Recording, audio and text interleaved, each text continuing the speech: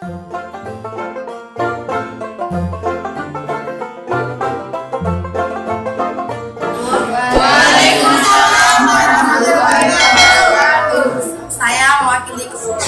perwakilan dari kelompok 6 akan moderatori kelompok 3. Sebelum dimulai hasil presentasinya, dipersilakan kelompok 3 memperkenalkan diri dan jargonnya.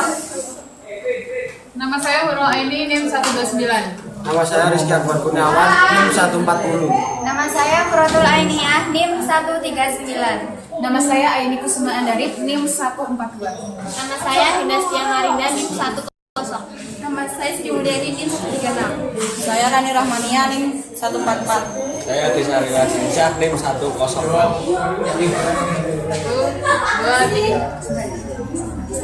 2, 3. Otak kanan, otak kiri, oke. Kita semua cerdas. Otak kanan. 1, 1, aku sayang ibu. 2, 2, juga sayang ayah. 3, 3, sayang hati kakak. 1, 2, 3, sayang semuanya. Otak kiri, berhitung yuk. 1 tambah 1 berapa? 2. Pinter. Makasih. Sama-sama. Baik, untuk kelompok 3 dipersilakan untuk mulai presentasinya.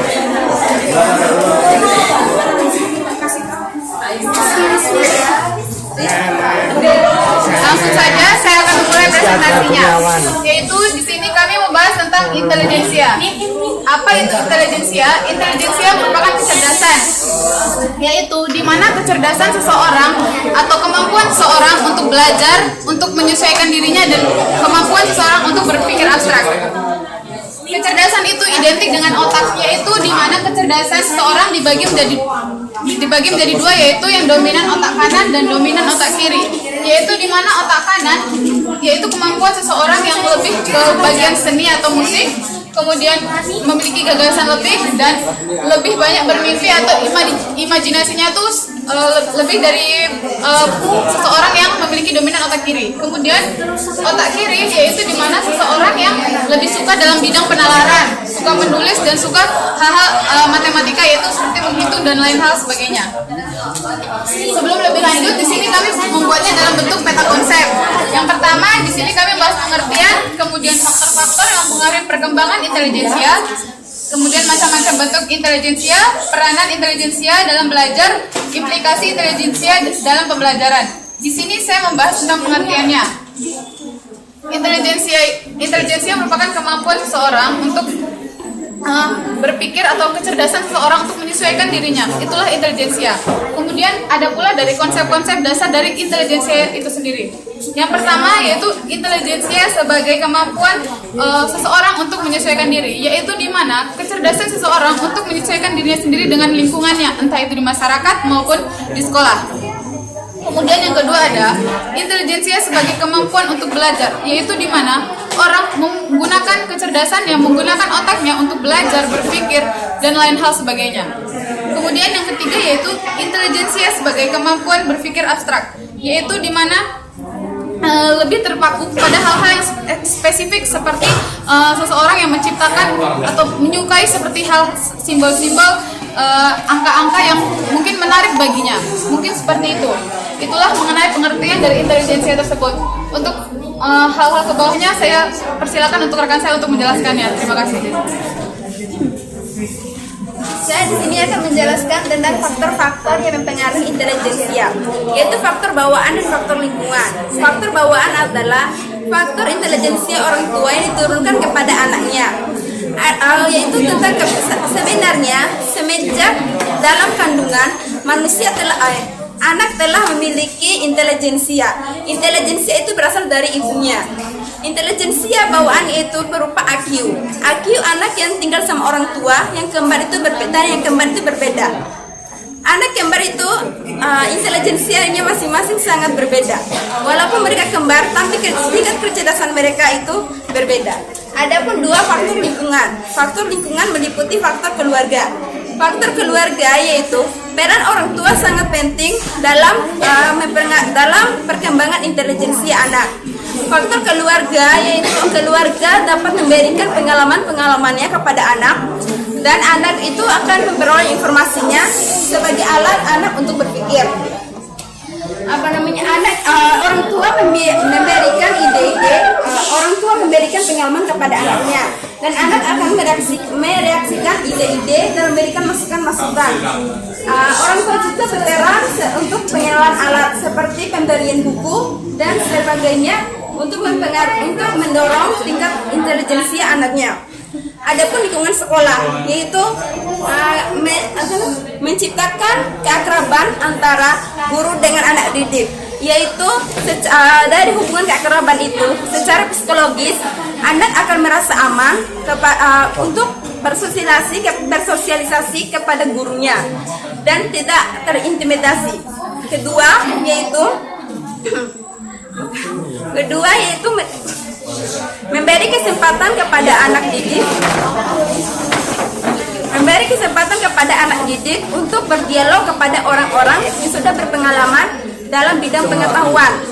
Ini mempengaruhi faktor intelijensia, yaitu di sini anak dapat mengembangkan intelijensianya, yaitu mengenai tentang budaya dan politik. Intelijensia seorang anak akibat dari berdialognya kepada orang ini sangat menunjang pendidikan seorang anak. Ketiga, menjaga dan meningkatkan pertumbuhan fisik anak. Intelijensia itu sangat dipengaruhi oleh pertumbuhan fisik. Adapun keempat yaitu meningkatkan bahasa seorang anak. Anak itu harus diajarkan cara berbahasa, baik melalui lewat media, yaitu karena itu dapat menunjang pendidikan anak-anak. Gitu. Makasih. Selanjutnya Di sini saya akan menjelaskan macam-macam bentuk intelijensia. Macam-macam bentuk intelijensia ada 8. Saya akan menjelaskan bagian A dan B. Yang A adalah intelijensia linguistik. Intelijensia linguistik adalah kemampuan yang dimiliki seorang dalam mengolah kata dan kalimat baik secara tulisan maupun lisan. Yang kedua, intelijensia matematik dan logika. Kecerdasan yang melibatkan keterampilan mengolah angka dan mahir dalam penalaran atau logika. Selanjutnya akan dijelaskan oleh Rio.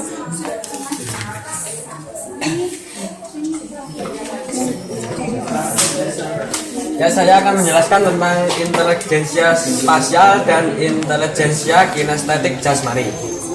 Yang pertama, intelijensia spasial adalah kemampuan seorang untuk memvisualisasikan gambar di dalam kepalanya atau dalam bayangannya dalam bentuk 2 dimensi atau 3 dimensi. Contohnya itu saat melukis rumah, merancang taman, atau melukis gambar untuk bermain. Ciri-ciri dari intelijensia spasial adalah sangat senang bermain dengan ruang dan bentuk, tidak banyak bicara, dan memiliki perhatian tinggi terhadap warna. Yang selanjutnya adalah intelijensia kinestetik jasmani, adalah kecerdasan yang berhubungan dengan anggota tubuh. Ciri-cirinya adalah menggunakan tubuh secara aktif untuk mengatakan keinginannya, senang bergerak, dan lebih cepat merekam informasi. Contohnya atlet, penari, koreografer, mekanik itu. Cara mengasahnya melibatkannya dalam kegiatan memberi contoh dengan gerakan dan permainan olahraga. Sekian. Yang selanjutnya akan dijelaskan oleh teman saya, Nia. Saya akan melanjutkan tentang bentuk-bentuk intelijensia, tentang intelijensia musikal dan intelijensia interpersonal. Intelijensia musikal yaitu kemampuan seseorang untuk mengekspresikan, mengembangkan, dan menikmati bentuk-bentuk musik dan suara. Lalu, intelijensia interpersonal yaitu kemampuan seseorang untuk mengerti dan peka terhadap perasaan seseorang dan untuk mengerti tentang ekspresi wajah, watak dari orang lain. Selanjutnya akan dijelaskan oleh Rizky.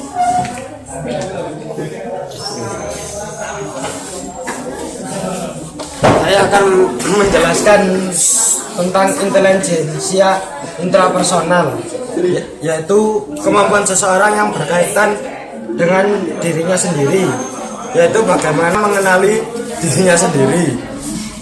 Dan akan menjelaskan intelijensia naturalistik, yaitu kemampuan seseorang untuk mengerti hal-hal yang natural seperti flora dan fauna dengan baik. Secara garis besar dapat dibilang mencintai lingkungan. Selanjutnya akan dilanjutkan.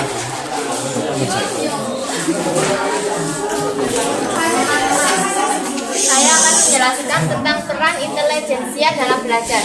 Peran intelijensia atau IQ pada kesuksesan seseorang hanya 20%. Sisanya 80% dipengaruhi oleh faktor-faktor lain. Seseorang yang tingkat intelijensianya tinggi dan bersungguh-sungguh dalam belajar, maka akan memiliki peluang sukses yang besar. Tapi tidak menutup kemungkinan seseorang yang memiliki IQ rendah akan mempunyai peluang sukses. Semua tergantung niat, kemauan, motivasi, dan kesungguhan. Demikian saya serahkan kepada Anda.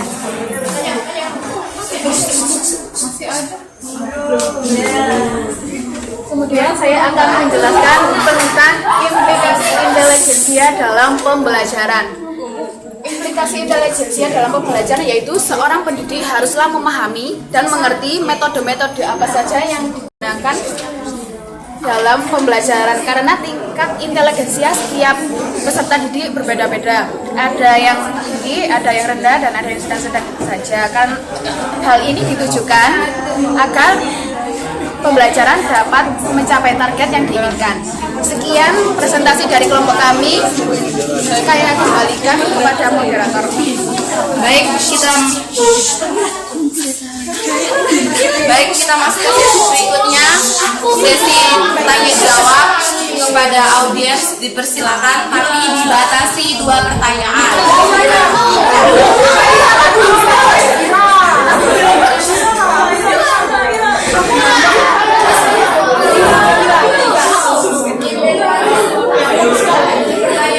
Pertama oleh Ikin.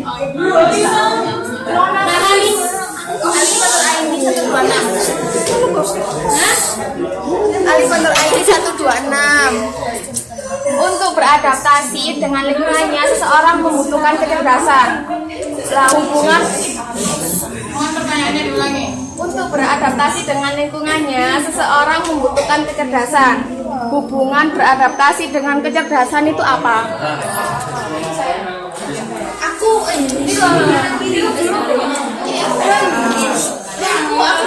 Kita beralih. Pertanyaannya dari sebelah sini dulu ya.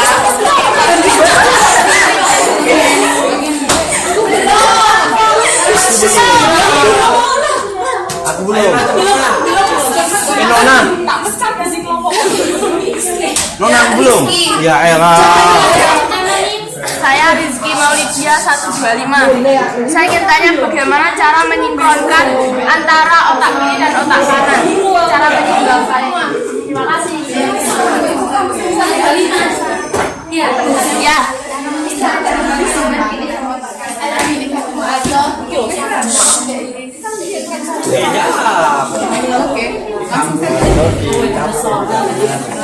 Ini sudah mengalami sudah dikunci.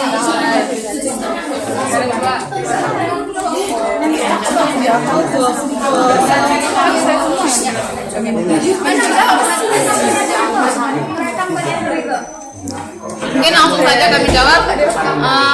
Di sini karena di sini yang pertanyaannya merupakan bagian dari konsep-konsep dasar yang saya jelaskan, jadi mungkin hanya saya akan mewakili dari kelompok 3. Pertanyaan pertama yaitu mengenai menyesuaikan diri dengan kecerdasan, kan? Adaptasi dengan kecerdasan itu apa hubungannya? Ada yang menyesuaikan diri? Iya. Jadi di sini yaitu menyesuaikan intelijensia sebagai kemampuan untuk menyesuaikan diri. Untuk lebih jelasnya itu sudah ada di buku. Mungkin saya di sini hanya memberikan sedikit penjelasan, yaitu di mana beradaptasi atau beradaptasi menyesuaikan diri di lingkungan itu dibutuhkan kecerdasan. Caranya seandainya tidak memiliki kecerdasan atau intelijensia, kita tidak tahu cara beradaptasi yang baik dengan benar. Jadi intelijensia itu sangat dibutuhkan dalam proses adaptasi dengan lingkungan sekolah maupun di lingkungan lainnya. Mungkin seperti itu. Mungkin bagaimana? Bisa diterima? Mungkin ada yang mau menyanggah.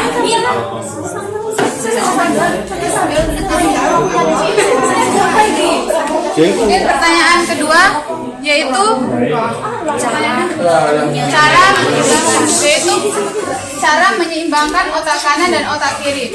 Sebelumnya yang ingin saya pemberitahuan dari saya itu setiap orang memiliki kecerdasan ataupun intelijensi yang berbeda atau yaitu dominan otak mana dan otak mana. Maksudnya itu setiap orang tuh memang ada yang kepintarannya setara, namun mayoritas dominan otak kanan ataupun otak kiri. Jadi cara menyeimbangkannya tergantung kepada individu itu sendiri. Otak itu kita nggak tahu kan, dominan kanan atau dominan kiri itu kita nggak tahu. Itu kembali lagi sama yang Maha Pencipta. Untuk cara penyeimbangannya pun untuk penjelasannya kurang tahu juga, tapi menurut saya contohnya yang dominan otak kanan itu lebih ke suka musik, suka seni, tapi jarang suka sama ngitung dan hal-hal sebagainya. Kemudian kalau cara menyimbangkannya itu mungkin yang suka seni ya, contohnya di sini yang bermimpi dan berimajinasi. Di sini mereka menyukai seni, namun untuk kembali ke otak kiri yang suka hitung. Jadi misalnya dia suka bermimpi ya, dia tuh mimpi pengen jadi ini, pengen jadi itu, pengen jadi presiden lah contohnya. Terus dari situ dia harus berpikir kalau mau jadi presiden berarti dia harus belajar terus, harus rajin, harus mengetahui pendidikan tentang politik dan hal sebagainya. Mungkin seperti itu. Saya kembalikan lagi kepada moderator. Gimana Rizky?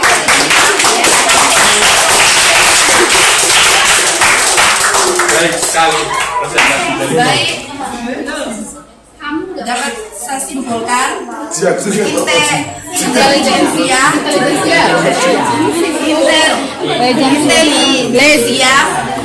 berarti seseorang harus memiliki intelijensia agar sebagai kemampuan untuk menyesuaikan diri. Sekian presentasi dari kelompok 3. Saya mewakili kelompok 3. Mohon maaf apabila ada salah kata. Mohon dimaafkan. Wassalamualaikum warahmatullahi wabarakatuh.